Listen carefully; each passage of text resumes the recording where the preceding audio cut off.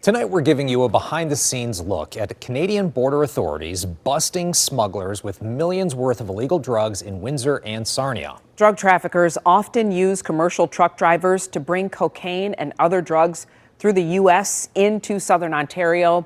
This is a look at just some of what the busts have brought that we've been reporting on. And in fact, in September, Canada reported that 62% of cocaine seized this year has come from the United States. 7 News Detroit anchor Simon Shaquette speaking with those cracking down and shows us cutting-edge technology being used. Canadian authorities tell me they are cracking down after seeing a rise in illegal drugs entering through the United States. And here at this facility, trucks are being taken for high-tech searches.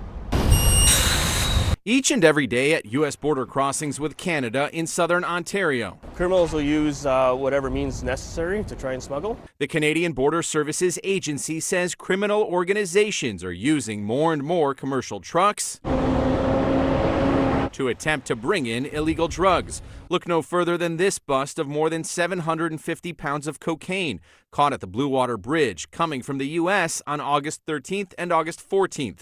Back in July, another bust at the same place, 197 kilograms of coke valued at nearly $25 million, again coming from the U.S. And in late May at the Ambassador Bridge, Canadian authorities stopping nearly 188 kilos of suspected cocaine. We have the busiest border crossings in the country. A lot of the seizures that we see happening are occurring at Blue Water Bridge or Ambassador Bridge. Director Ann Wynn with the CBSA invited me to talk openly about a problem now requiring a massive response, and he shared numerous images like these of additional seizures turning up drugs. Once an officer himself, he now oversees collaboration with American law enforcement to crack down. What are people trying to smuggle into Canada on a large scale? Most of our seizures in the Southern Ontario region have been cocaine. In 2025 alone, the first 7 months, we've seized almost 1.4 metric tons of cocaine. It's valued at over $170 million.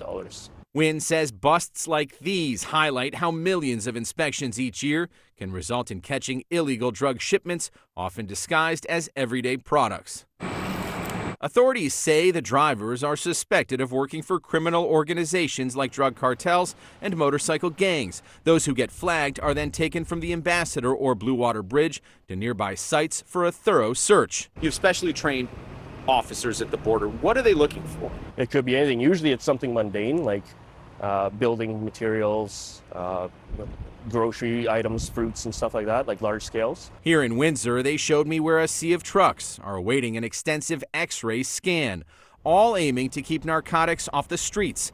I asked to see the latest technology being put to use. If you didn't have this as an option and you wanted to see something in there, depending on how the load is piled up, you would have to unload everything just to see what's, say, at the nose of the trailer. Analyzing human behavior is yet another skill officers use. Wynn tells me every bust starts with seeing through a bogus story. Well, they try to blend in, right? They usually have a story about why they're crossing. They're transporting goods. One truck driver I talked to praising this effort and the CBSA's highly trained canine units for intercepting dangerous drugs like cocaine, heroin, meth, and fentanyl. If it's for the betterment of security and of all aspects of both countries, so be it. All the drugs that, whatever possibly could come through, I think it's imperative.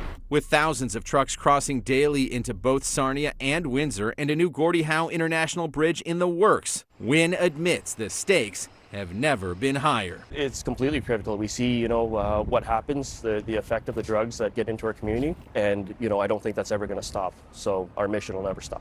Now, Canadian authorities tell me those caught smuggling could be subject not only to lengthy prison sentences, but potentially to deportation. From Windsor, Simon Shaquette, 7 News Detroit. A fascinating look inside that world.